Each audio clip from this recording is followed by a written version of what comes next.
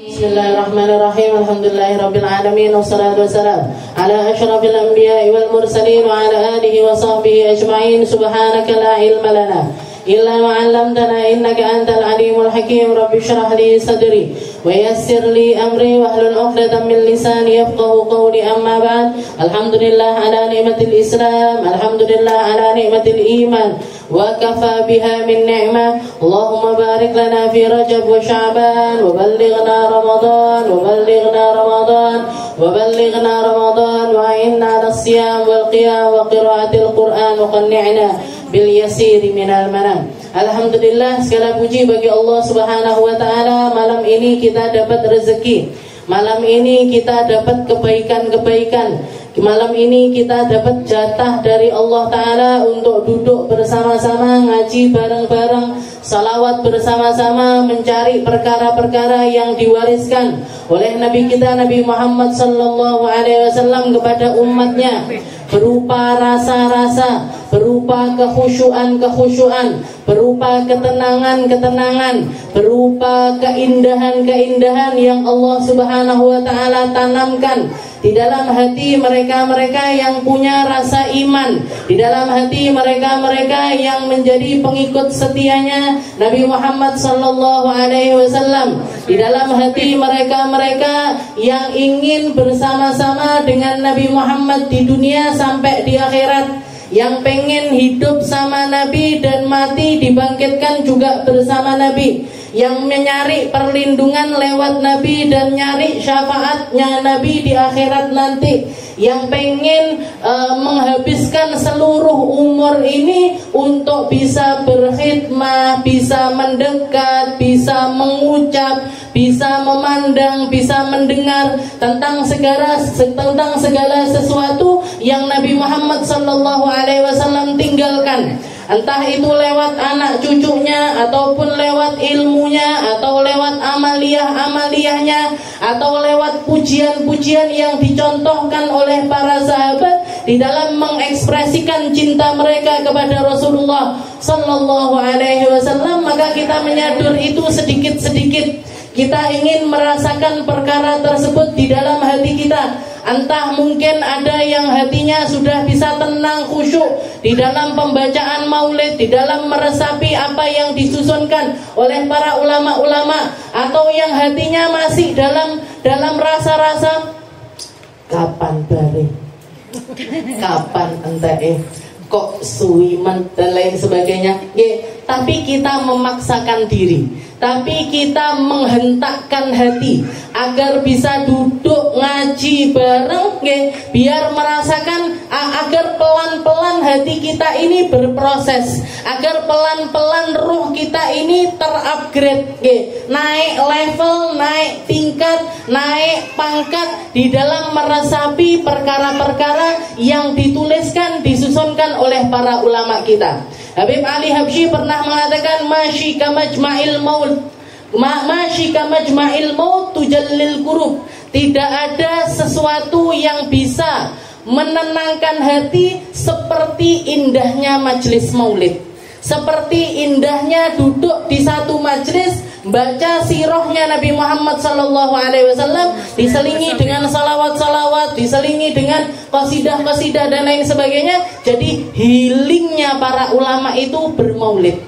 Healing hatinya, rohnya para ulama kita itu adalah dengan mendengarkan lagi, mendengarkan lagi, mendengarkan lagi, meresapi lagi, meresapi lagi, meresapi lagi. Karena semua hal tentang Nabi semakin dikulik semakin indah. Semakin kita mendengarkan, semakin rasa itu ditambah oleh Allah Subhanahu wa Ta'ala. Makanya nggak ada ceritanya orang bosen dengarkan ceritanya Nabi Muhammad Sallallahu Alaihi Wasallam. Ini mukjizat, ini mukjizatnya Nabi yang bisa kita rasakan sampai hari ini. Dan Nabi Muhammad Sallallahu Alaihi Wasallam didesain sama Allah Ta'ala bahwasanya apapun yang terkait dengan Nabi itu mukjizat. Apapun yang terkait dengan Rasulullah Sallallahu Alaihi Wasallam itu bisa dirasakan, itu bisa diresapi, itu bisa jedit di dalam hati seseorang meskipun mereka nggak pernah ketemu sama Nabi. Meskipun nggak pernah dengar langsung dari Nabi. Karena semua mukjizatnya Nabi itu sifatnya pendengaran, sifatnya pemahaman, sifatnya pendengaran, sifatnya pemahaman. Makanya mukjizat terbesarnya Nabi Muhammad adalah Al-Quran. Al-Quran satu kitab yang nggak ada perubahan sedikit pun. Kalau ada yang merubah Al-Quran, umat Islam pasti langsung tahu. Kalau kita biasanya baca. Jadi awal surat apa, akhir surat apa, semua orang, bahkan anak-anak kecil tahu semuanya. Kita semuanya baca Bismillahirrahmanirrahim, Alhamdulillahirabbil alamin, gitu. Alhamdulillahirabbil alamin. Misalkan ada orang mau merubah sedikit, Alhamdulillahirabbil alamin, langsung kayak ada yang salah ini, enggak toh? Kayak ada yang salah ini, kayak ada yang nggak benar ini. Itu cuman harokat satu, cuman harokat satu. Jadi dijaga luar biasa oleh Allah Subhanahu Wa Taala. Dijadikan Al-Quran ini gampang dibaca, gampang direnungi, gampang diresapi. Kenapa? Karena dia merupakan mukjizatnya Rasulullah Sallallahu Alaihi Wasallam. Jadi mukjizatnya nggak lekang waktu, mukjizatnya nggak kenal masa, mukjizatnya akan tetap bisa dirasa sampai akhir zaman nanti. Beda sama nabi-nabi terdahulu. Kalau nabi-nabi yang dulu-dulu, Nabi Isa, Nabi Musa dan lain sebagainya, mereka mukjizatnya itu mukjizat pandangan. Nabi Musa belah lautan, gitu. Kalau misalkan kita hadir di dalam kejadian itu, ngelihat langsung Nabi Musa belah lautan, kan langsung wah, tercengang. Tapi habis itu diceritani peng loro, diceritani peng telu. Nabi Musa apa mukjizatnya? Belah lautan. Kayak belah lautan itu kayak belah kue tar koyokan. Ceritanya itu saking sudah nggak ada rasanya lagi, saking sudah nggak ada amazingnya itu sudah hilang. Apa amazing? Jadi tercengangnya itu sudah hilang. Jadi mukjizatnya sudah habis. Bareng sama meninggalnya Nabiullah Musa. Bersama dengan wafatnya Nabiullah Musa, mukjizatnya juga hilang. Nabi Isa menghidupkan yang mati, menyembuhkan orang buta dan juga tuli dan lain sebagainya. Tapi dengan habisnya masanya Nabiullah Isa, habis juga mukjizatnya beliau. Tapi Nabi kita Nabi Muhammad SAW mukjizatnya sampai kapanpun juga. Makanya semakin kita kenal Nabi, semakin kita ngerti tentang Nabi Muhammad SAW, maka akan semakin terasa.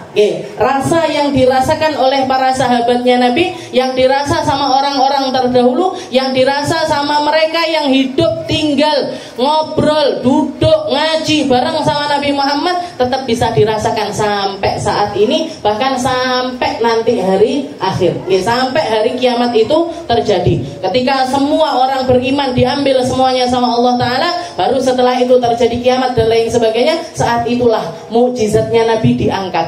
Makanya salah satu tanda terjadinya kiamat kubro atau kiamat yang besar, yaitu Al-Quran itu diangkat sama Allah Ta'ala.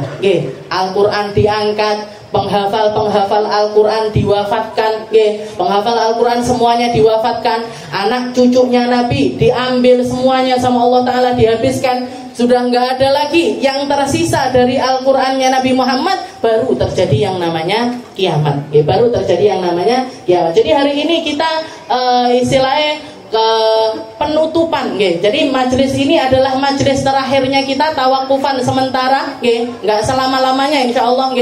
Jadi mungkin kita semuanya akan tetap bisa ketemu lagi di Rabu-Rabu yang lain setelah keluar dari bulan Ramadan dalam keadaan sehat, dalam keadaan semangat, dalam keadaan nambah kemuliaannya. Bukan cuman sehat lahir kita, tapi sehat juga batin kita. Bukan cuman nambah usia kita, tapi juga nambah iman dan juga Islam di dalam hati kita. Karena kemuliaannya Ramadan, karena kebaikannya Ramadan, karena keindahan perkara-perkara yang Allah Ta'ala curahkan di bulan Ramadan, mungkin kita semuanya dikasih perkara-perkara yang indah, zahir dan juga batin kita.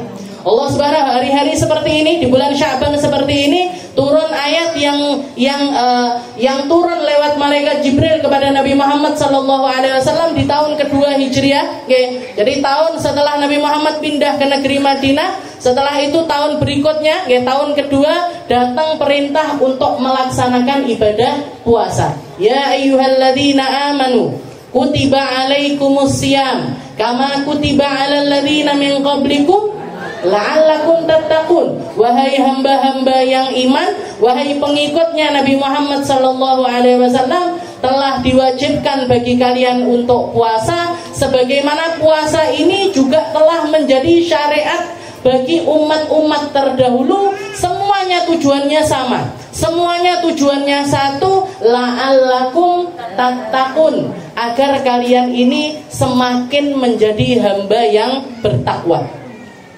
semakin menjadi hamba yang bertakwa. Di ayat yang selanjutnya, ayyaman ma'dudat faman kana minkum maridun aw ala safarin, macam-macam Allah Taala. Kalau yang sakit gak apa-apa gak puasa, tapi nanti dikodok di hari yang lainnya. Oke. Setelah itu di akhir ayatnya Allah Taala mengatakan la'allakum tahtadun, agar kalian itu mendapatkan petunjuk. Jadi grade pertama dari fungsional puasa atau manfaat utama dari puasa itu bukan untuk kesehatan dohir kita, tapi tentang kesehatan batin kita agar jadi hamba yang semakin bertakwa. Kalau orang sudah bertakwa, ya, kalau orang sudah takut sama Allah Ta'ala, patuh dengan syariat-syariat Allah Ta'ala, nanti naik grade-nya, nanti naik pangkatnya, nanti naik derajatnya. Ke level apa? La'allakum tahtadun, agar kalian ini menjadi orang yang penuh dengan petunjuk, ngerti piye carane ngomong, gimana caranya jamu tamu, gimana caranya bales ucapannya orang lain, gimana caranya menghormati guru, gimana caranya nanti anak saya mau sekolah, tak sekolahkan di mana, nanti habis saya begini, saya mau ngapain lagi, dikasih dituntun sama Allah Ta'ala, dikasih petunjuk-petunjuk yang terbaik, ya, dikasih petunjuk-petunjuk la'allakum tahtadun. Jadi orang yang dapat petunjuk ini, ya, orang yang dapat hidayah atau petunjuk ini, grade-nya setelah mereka itu bertakwa dengan ketakwaan yang benar. Jadi takwanya di dohir syariatnya dijaga betul, sholatnya, puasanya, zakatnya, penutupan auratnya dan lain sebagainya dijaga dengan benar, baru mereka akan masuk di dalam kategori mereka-mereka yang mendapatkan hidayah dari Allah Subhanahu wa Ta'ala. Akhirnya ngerti, aku kudune ngene, sama orang tuaku saya harusnya gini, mau nyari kerja saya mendingan nyari kerja di tempat ini, mendingan saya sekolah di sekolah yang ini, mendingan saya punya circle teman-temannya, saya bisa milih, orang bisa milih, oh saya mendingan temenan sama ini ketimbang temenan sama ini, mendingan saya ada di kelompok ini ketimbang kelompok yang ini. Kenapa? Karena hidayah sudah menyertai orang tersebut. Jadi yang nunjukkan Allah Ta'ala, mana yang terbaik untuk dia, mana yang terindah untuk masa depannya dia, bukan cuma masa depan umurnya, tapi sampai akhirat nanti. Setelah itu ditutup closingnya ditutup sama Allah Ta'ala dengan kalimat wa idza sa'alaka ibadi anni fa inni qarib ujibu da'watad da'i idza da'an falyastajibu li wal yu'minu bi la'allakum tashkurun la'allakum yarshudun. Alhamdulillah ada hafidhahnya. Jadi la'allakum yarshudun, la'allahum yarshudun. Setelah itu Allah Ta'ala menjanjikan grade paling tinggi, yaitu mereka-mereka yang kalau doa akan langsung diijabahi sama Allah Ta'ala.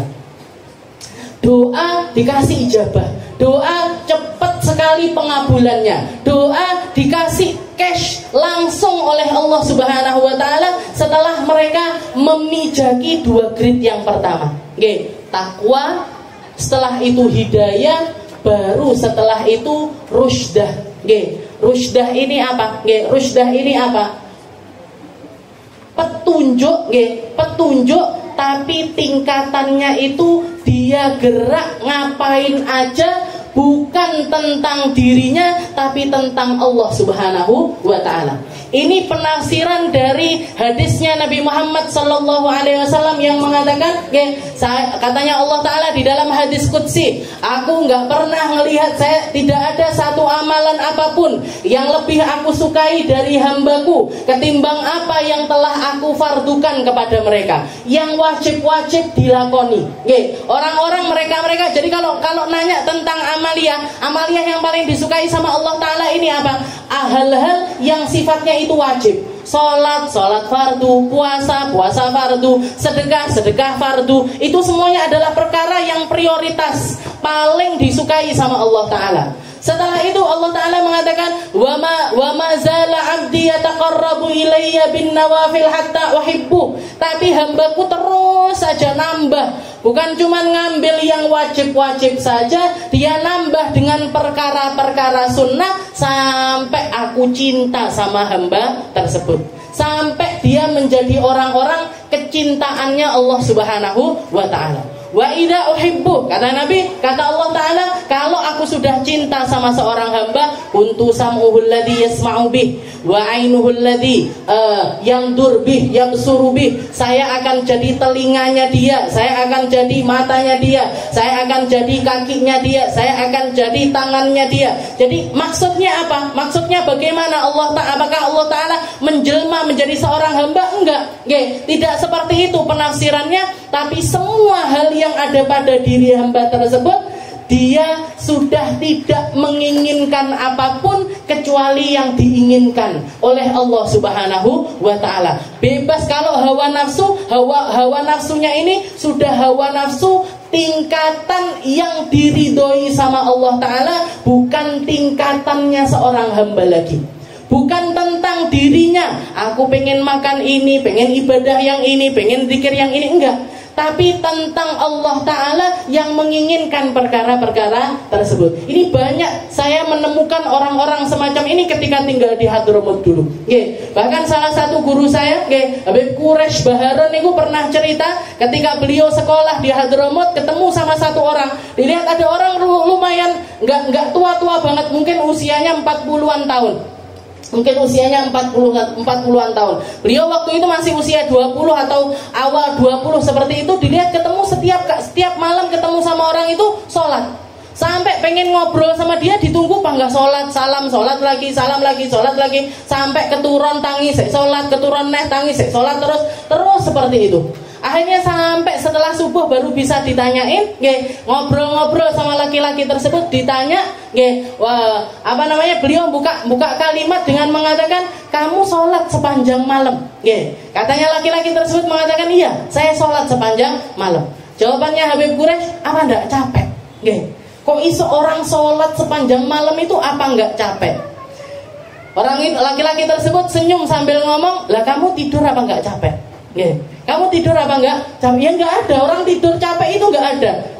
Kata laki-laki tersebut, sebagaimana kamu punya kenikmatan di dalam tidurmu, aku punya kenikmatan di dalam sholatku.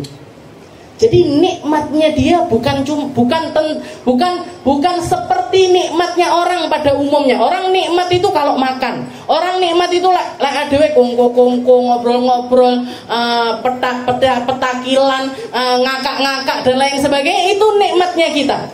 Itu healingnya kita. Itu nyantainya kita. Itu nyantainya kita. Tapi orang-orang yang mulia di sisi Allah Ta'ala, nikmatnya di dalam sholatnya, nikmatnya di dalam puasanya, nikmatnya di dalam ibadahnya, nikmatnya di dalam Al-Qur'annya.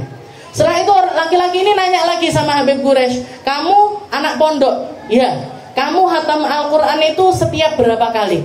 Katanya Habib Quraisy, ya anak-anak pondok itu rata-rata ya sebulan sekali biasanya hataman. Berarti kalau sebulan sekali kan sehari 1 juz, gitu. Sehari 1 juz, 30 hari khatam. Kata laki-laki tersebut, anak kullalailah fis shalah. Saya hatam Al-Qur'an setiap malam di dalam sholat saya. Jadi di dalam sholat saya setiap malam itu, sepanjang malam itu yang dibaca adalah Al-Qur'an 30 juz. Kenapa? Kok bisa? Bagaimana? Apa yang ditempuh sama orang-orang semacam ini? Kok bisa sampai kakinya nyari ridhonya Allah, tangannya nyari ridhonya Allah, sehatnya nyari ridhonya Allah, kuatnya nyari ridhonya Allah. Bahkan kalau bisa dikatakan semua yang dia miliki minallah walillah, dari Allah dan dipersembahkan kepada Allah Subhanahu wa ta'ala. Persis seperti ketika Nabi Muhammad nyembelih kambing, nyembelih unta-unta beliau, nyembelih korbannya beliau di akhir usianya. Beliau Nabi Muhammad haji, sedekah korban itu 100 ekor unta. 63-nya beliau sembelih dengan tangannya beliau sendiri. Oke. Jadi si onta-onta ini disembelih pakai tangannya Nabi Muhammad SAW sendiri. Dan pada saat itu para sahabat menyaksikan satu kejadian yang mungkin gak akan pernah terjadi qablahu wala ba'dahu. Sebelumnya gak pernah ada, setelahnya pun juga gak akan pernah ada. Dikatakan 100 ekor ontanya Nabi yang mau disembelih itu, ketika begitu Nabi Muhammad masuk ke dalam tempat penyembelihan, mereka semuanya antri, nggak pakai disuruh, nggak pakai digujer, nggak pakai diapa-apain. Mereka baris di depannya Rasulullah SAW dan satu persatu dongakkan lehernya untuk disembelih oleh Nabi Muhammad SAW. Padahal mereka tahu kalau nyodorkan leher ini yang akan didapat niki nopo? Mati, kematian. Tapi satu persatu mereka nyodorkan lehernya masing-masing sampai Nabi Muhammad itu cuma tinggal seret, pindah, seret, pindah, seret, sampai 63 onta disembelih semuanya oleh Rasulullah SAW. Setelah onta yang ke-63 diserahkan, pisaunya diserahkan kepada Sayyidina Ali bin Abi Thalib, Nabi Muhammad keluar dari tempat tersebut. Sisa onta yang 37 itu tadi nangis gak karu-karuan. Semuanya nangis, air mata ngalir dari kedua bola mata mereka karena mereka tidak dapat kesempatan untuk disembelih oleh tangan mulianya Nabi Muhammad SAW. Apa kira-kira yang bisa bikin onta-onta ini kayak gini? Kenapa kira-kira kok bisa onta bahkan punya rasa, punya keinginan, punya cita-cita, walaupun yang mereka korbankan adalah nyawa-nyawa mereka, tapi mereka tahu persis kalau saya mendekat sama orang satu ini gak akan pernah disia-siakan sama Allah Ta'ala. Kalau saya punya hubungan dengan manusia yang satu ini gak akan bikin saya menyesal. Kalau saya meluangkan waktu, walaupun itu nanti akhirnya adalah kematian sekalipun, tapi mereka tahu persis Nabi Muhammad satu-satunya jalan untuk nyari keselamatan menuju Allah Subhanahu wa Ta'ala. Jadi seperti itu Bu, orang-orang ahli iman, orang-orang yang masuk, tapi semuanya lewat usaha, lewat ketakwaan, lewat jalan hidayah, lewat pemaksaan, lewat kesulitan, lewat perkara-perkara yang harus dikorbankan, baru mereka akan mendapatkan natijahnya, baru mereka akan mendapatkan nilainya, baru mereka akan mendapatkan kemuliaannya. Dan kemuliaan semacam ini adalah kemuliaan yang mahal. Yang kemuliaan yang semacam ini adalah kemuliaan yang nggak bisa dibeli. Kemuliaan yang semacam ini yang akan membahagiakan kita dunia akhirat. Yang nggak akan pernah kita temui penyesalan. Di dalam duduknya kita ini nggak akan kita temui penyesalan. Di dalam apa yang kita baca nggak akan kita temukan penyesalan. Di dalam apa yang kita dengarkan tidak akan pernah kita temukan penyesalan, karena yang kita tuju adalah kedekatan kepada Nabi Muhammad SAW. Dan kalau Nabi Muhammad ujungnya mesti surga. Kalau Nabi Muhammad ujungnya mesti keindahan. Kalau Nabi Muhammad ujungnya mesti sa'adah abadiyah. Satu kenikmatan yang sifatnya itu abadi, nggak lekang waktu, nggak akan ada batas waktunya, yaitu di tempat paling mulia, fi jannatil firdaus, di surga firdausnya Allah Subhanahu wa Ta'ala. Mungkin Allah Ta'ala memberikan kita hidayah sebanyak-banyaknya, memberikan kita inayah sebanyak-banyaknya, ngasih kita bantuan sebanyak-banyaknya untuk kita, untuk anak kita, untuk cucu kita, untuk orang-orang yang kita sayangi. Mungkin semuanya selalu di diliputi dengan hidayah, diliputi dengan inayah, diliputi dengan keberkahan, diliputi dengan keistiqomahan, sampai semuanya sebagaimana kita kumpul-kumpul bergembira di sini, kumpul-kumpul juga di akhirat kelak bersama Nabi Muhammad sallallahu alaihi wasallam. Ala hadhihi niyyah wa ala niyatin salihah wa ila hadratin Nabi Muhammad sallallahu alaihi wasallam bisirril Fatihah.